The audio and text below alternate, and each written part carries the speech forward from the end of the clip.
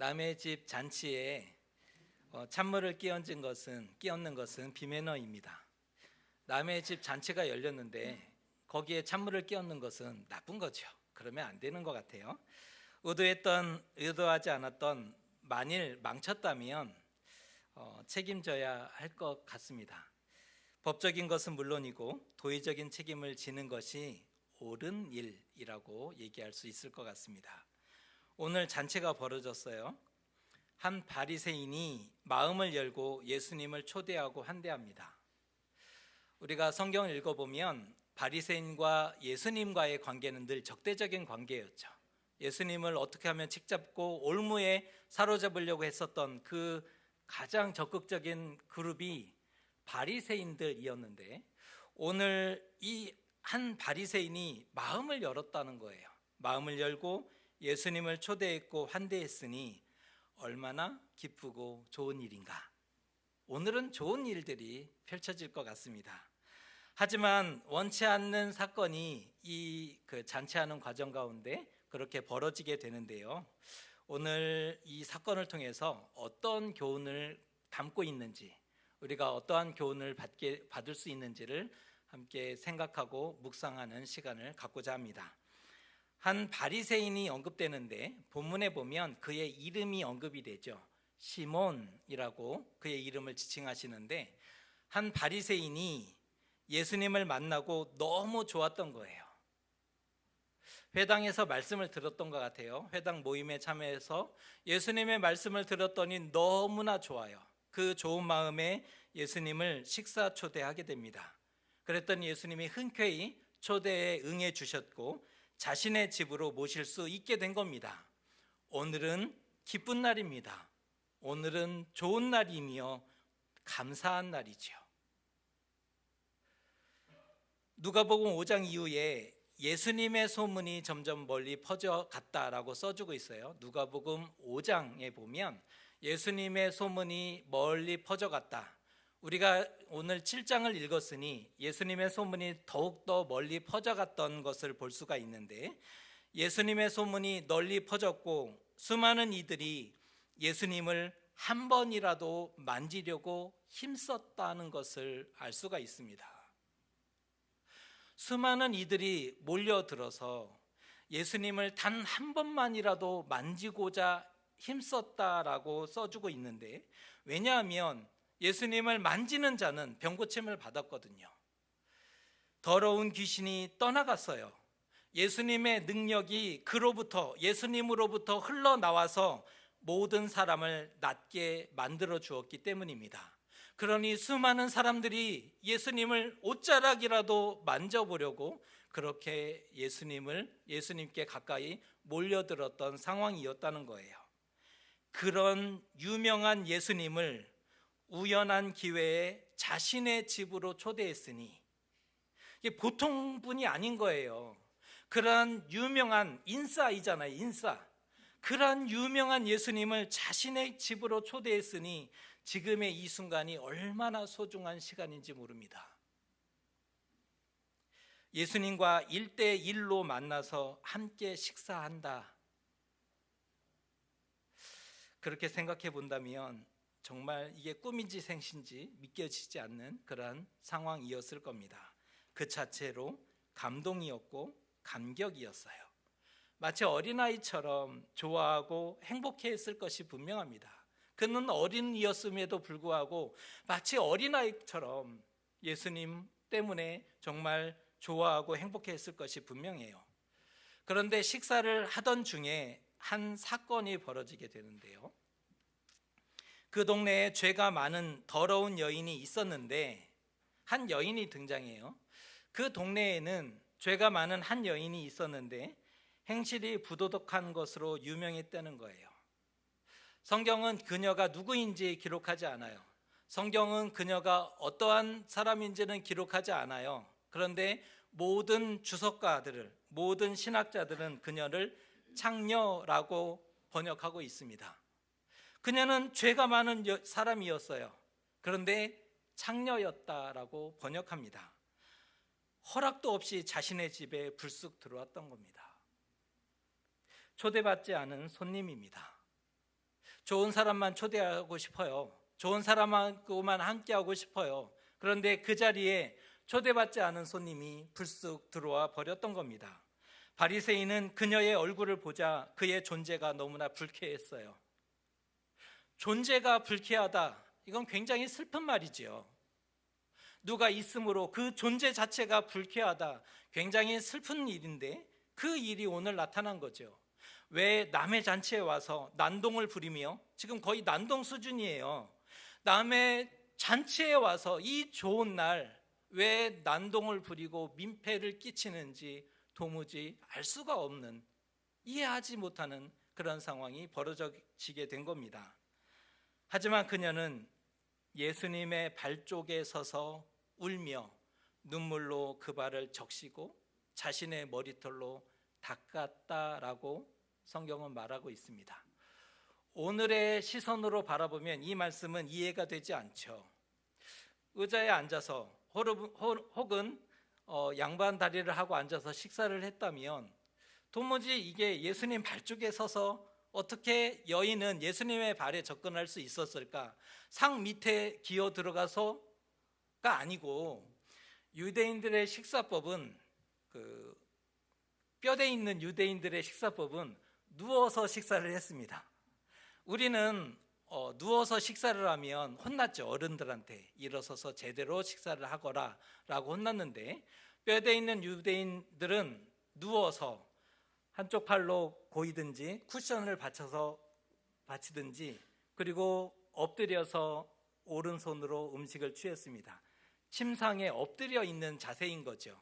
앞에 있는 상에 있는 음식을 오른손으로 먹을 수밖에 없고, 발은 자연스럽게 상 반대쪽에 뻗쳐져 있을 수밖에 없는 상황이죠. 한 여인이 접근해서 울며 눈물로 그 발을 적시고 있어요. 자신의 머리털로 그 발을 닦고 있어요. 입 맞추고 무슨 생각인지 예수님 발 앞에, 예수님 발에 향유를 부어버렸어요. 식사를 하는데 갑자기 이런 일을 당했다면 여러분 당황스럽지 않겠습니까? 화들짝 놀라고 당황했을 거예요. 지금까지 분위기 좋았는데, 지금까지 분위기 너무 좋았는데 여인의 행동으로 인해서 심히 불쾌해졌습니다. 바리새인은 매우 혼란스러워졌어요. 양가 감정을 갖게 되는데, 양가 감정이라는 것은 한쪽의 마음에는 존경의 마음, 한쪽의 마음은 비하의 마음이 그 안에 공존했다는 거예요. 양가 감정의 늪에 이 바리새인이 빠져지게 된 거라는 겁니다. 예수님을 의심하기 시작해요.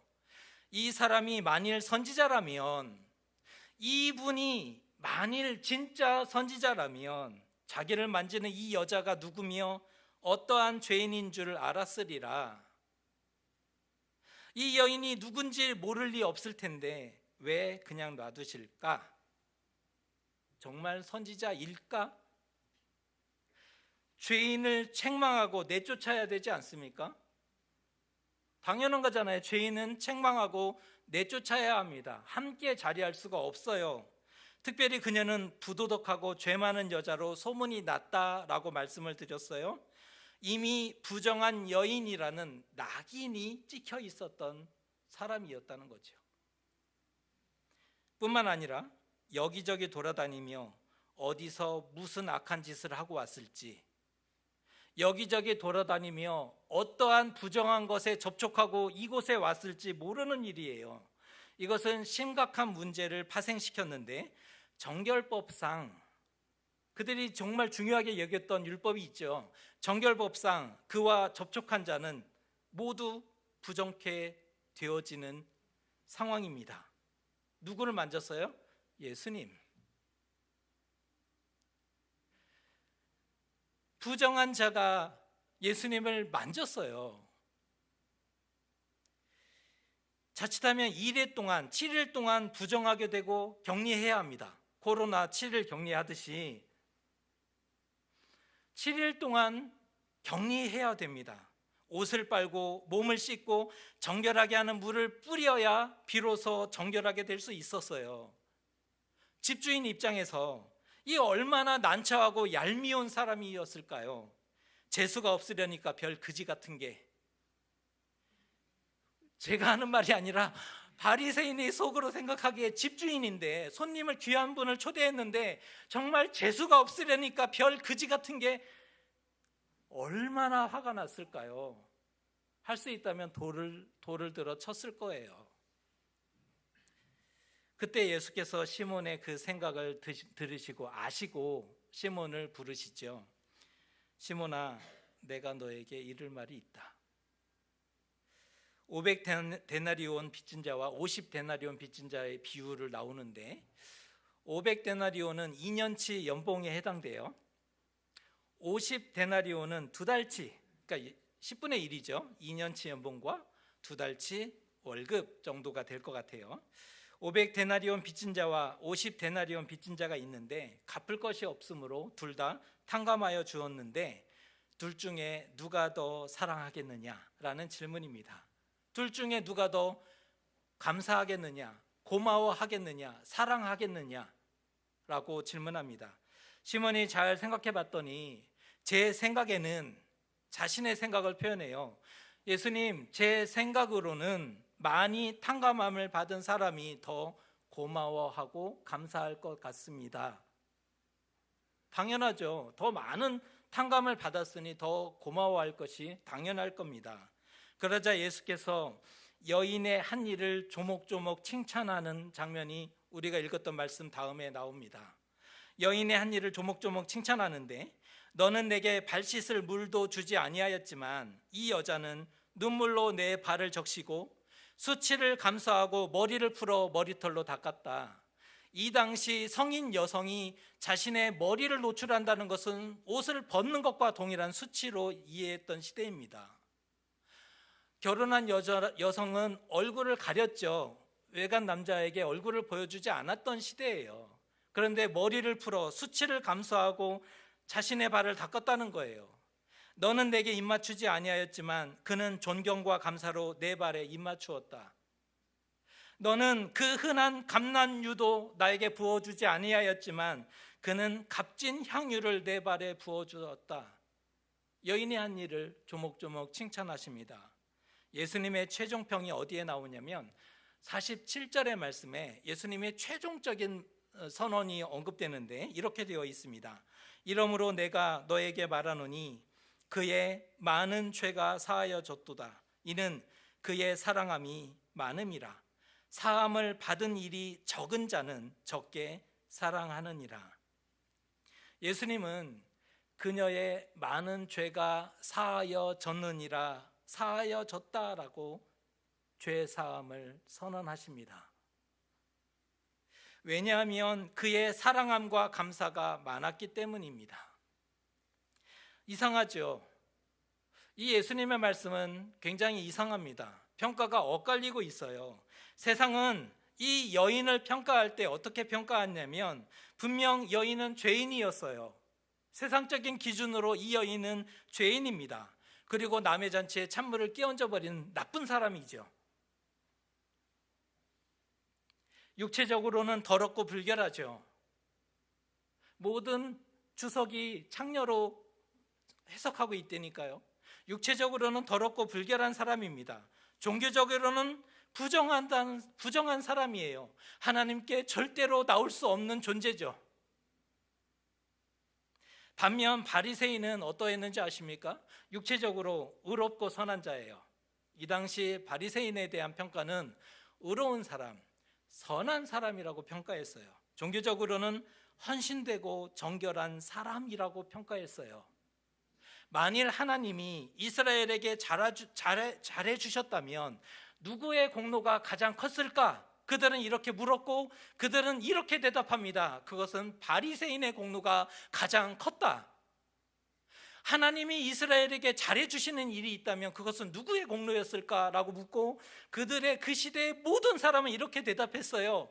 바리새인의 공로다. 이 당시 바리새인은 존경받을 만한 1순위였어요.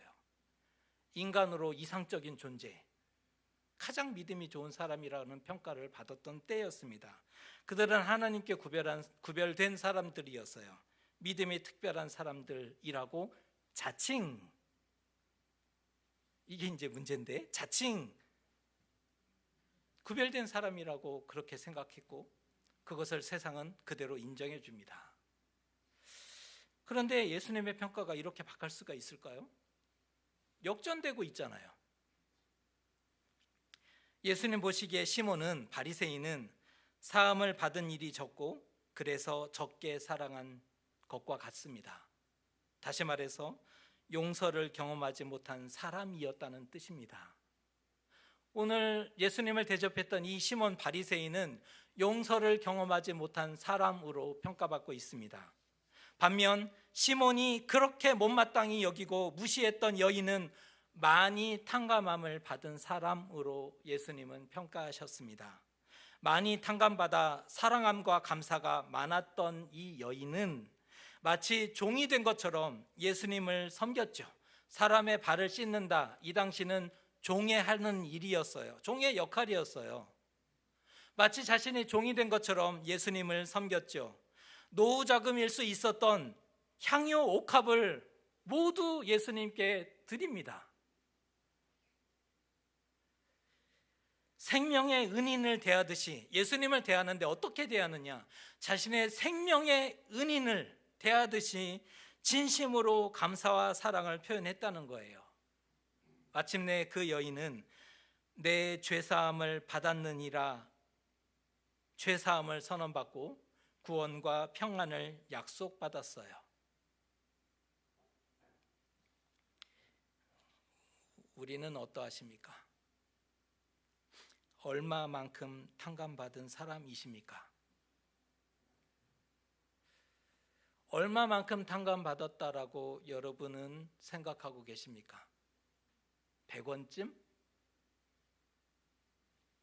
아니면 일생을 갚아도 다 갚을 수 없는 놀라운 은혜를 경험했다라고 여기에 생각하십니까?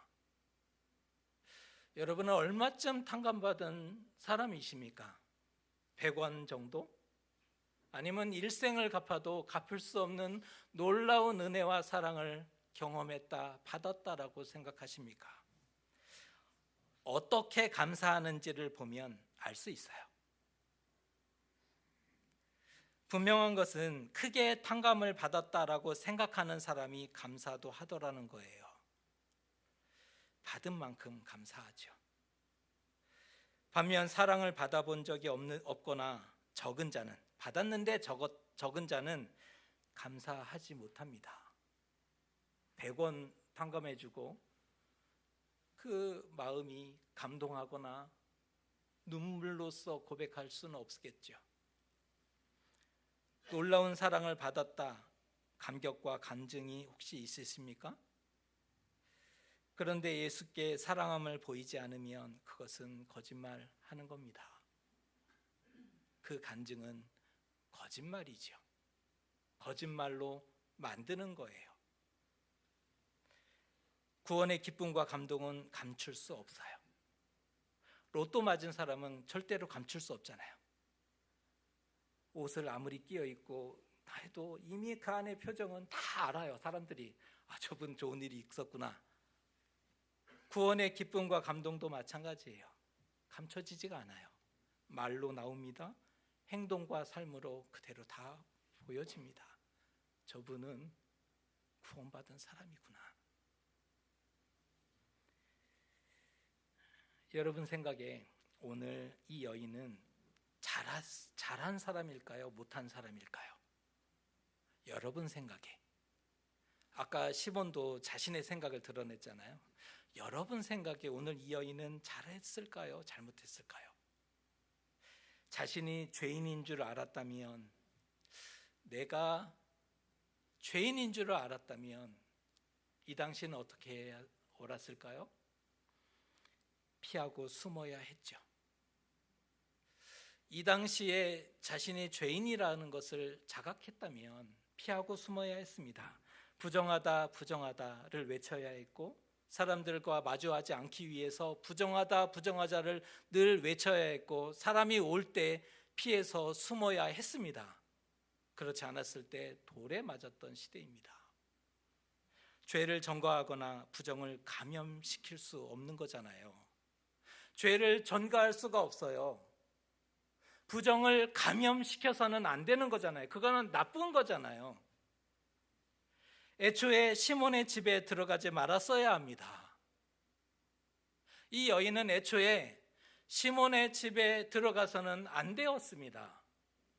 감히 예수님을 만지지 말았어야 합니다. 나조차고 남에게 피해를 주는 건 나쁜 거죠. 여러분은 어떻게 생각하십니까? 아니라는 거예요. 아닙니다. 우리는 예수님을 부정하게 해야 합니다. 예수께서 이 땅에 오신 이유는 의인을 부르러 오신 것이 아니라 죄인을 구원하시기 위함이었다는 겁니다. 이것을 구체적으로 표현하면 죄 많은 우리를 구원하시기 위해 오셨어요. 조금 더 적극적으로 표현하면 죄 많은 나를 구원하시기 위해 예수께서 오셨습니다. 죄 없는 자에게는 예수님이 필요 없겠지만 죄 많은 우리로서는 예수님이 필요하죠. 죄 없는 사람에게는 예수님 필요 없어요. 그러나 죄 많은 우리로서는 예수님이 꼭 필요합니다. 제발 의인인 채 하지 마셨으면 좋겠어요. 의인인 채 하지 마세요. 우리는 예수님 없어도 괜찮은 사람이 아니에요. 없으면 안 되는 사람이죠. 예수님 없어도 괜찮은 척 하지 마세요. 없으면 안 되는 사람이 우리입니다. 찾아가서 손대고 만지고 입 맞추고 할 수 있다면 향유를 부어 드려야 하는 존재인 거예요.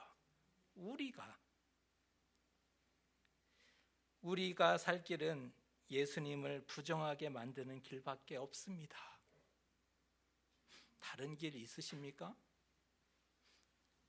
죄 많은 우리가 살 길은 오직 한 가지 길이 있다면 예수님을 부정하게 만드는 길밖에 없는 거예요. 이것이 우리의 실존이죠. 이거 아세요? 예수님은 다 받아주신대요. 다 받아주십니다. 우리가 죄 많은 것도 이미 알고 있어요. 부끄러운 사람이라는 것도 이미 다 알고 계시죠. 그럼에도 예수님을 찾기를, 그럼에도 예수님 자신을 만지기를 기다리시는 분이 예수님이세요. 엄청 기뻐하시죠. 바리새인처럼 놀라서 마치 비천하게 바라보는 것이 아니라 기뻐하신다는 거예요. 우리 곁에 먼저 다가오시는 분이세요. 예수님이 어떤 분인지 아세요? 먼저 다가오셔요. 헛기침하고 티나게 인기척을 내시는 분이에요. 헛기침을 하는 거 다가와서 옆에서, 그리고 티나게 인기척을 내세요. 왜요? 내가 여기 있으니 어서 만지고 살아라. 이 예수님의 마음이 느껴지셔야 되는 거예요. 내가 여기 있으니 어서 나를 만지고 살아라. 이 예수님의 마음이 느껴지셔야 된다는 거예요. 예수께서 우리에게 가장 해주고 하시는 말씀이 있는데 여러분 그것이 무엇인지 아십니까? 여러분이 우리에게, 인생들에게 가장 해주고자 하시는 말씀은 바로 이겁니다. 내 죄사함을 받았느니라. 내 믿음이 너를 구원하였으니 평안히 가라. 이 말씀을 인생들에게 가장 해주고 싶어 하시는 예수님의 말씀이라는 것입니다. 감사하지 않습니까? 구약 시대였다면 죄의 크기만큼의 제물이 필요했어요. 우리가 구약 시대에 살았다면 죄를 씻기 위해서는 그 죄의 크기만큼의 제물이 필요했어요. 합당한 제물로 제사를 해야 죄사함이 선포되었어요. 합당하지 않은 적은 걸로 제물을 드리면 죄 사함이 선포되지 않았어요. 돈이 없으면 평생 죄인으로 살아야 했던 시대가 구약 시대입니다. 가난한 자는 평생 죄인으로 살아갈 수밖에 없었어요. 왠지 아십니까? 적은 것으로 드렸을 때는 죄 사함이 선포되지 않았기 때문이에요.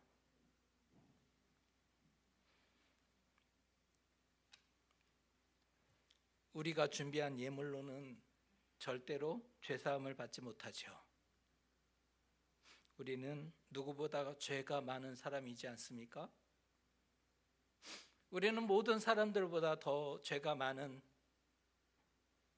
존재입니다. 무엇으로 죄사함을 받을 수 있겠습니까? 그런 우리를 위해 예수께서 오셨어요. 그런 우리를 위해, 나를 위해 예수께서 오셨어요. 그 앞에 나아가 있는 모습 그대로를 보여야 되지 않겠습니까? 재물을 준비하시렵니까? 선함으로 이런 일을 했으니 이 죄는 용서해 주세요. 선함을 준비하시겠습니까? 이런 공로가 있으니 한 번만 용서해 주십시오 하시겠습니까? 있는 모습 그대로를 보여야 합니다. 예수님을 부정하게 만드는 자가 살아요. 예수님을 부정하게 만드는 자만 삽니다. 시몬은 예수님께 누구보다 많은 호의를 가졌죠. 다른 바리새인들은 예수님과 대적하고 책잡고 잡아 죽이려고 할 때 시몬은 마음이 열렸어요. 예수님께 많은 호의를 보였고 초대하고 식사 대접을 했으니 이 사람은 정말 대단한 거예요. 그런데 그가 예수님을 끝까지 선생님으로 부르고 있다는 사실을 아십니까? 오늘 말씀을 읽어보면 이 시몬은 예수님을 끝까지 선생님으로 불러요. 선생님, 선생님, 랍비여, 랍비여. 거기까지였어요. 그러나 우리는 예수님을 주님으로 만나야 되지 않습니까? 예수님을 좋은 교훈을 해주는 선생님으로 만나시고 만족해 하실 거 아니시잖아요. 예수님을 주님으로 만나고 고백해야 되죠. 세상은 우리의 약함과 죄를 용서하지 않죠. 우리의 약점, 우리의 약함, 그것을 잡아냅니다. 심지어 없는 것도 만들어 덮어주죠. 덮어 씌우죠. 세상입니다. 하지만 예수님은 그렇지 않으십니다.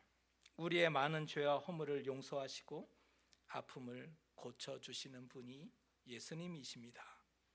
그러니 예수님을 부정하게 만들어야 되지 않습니까?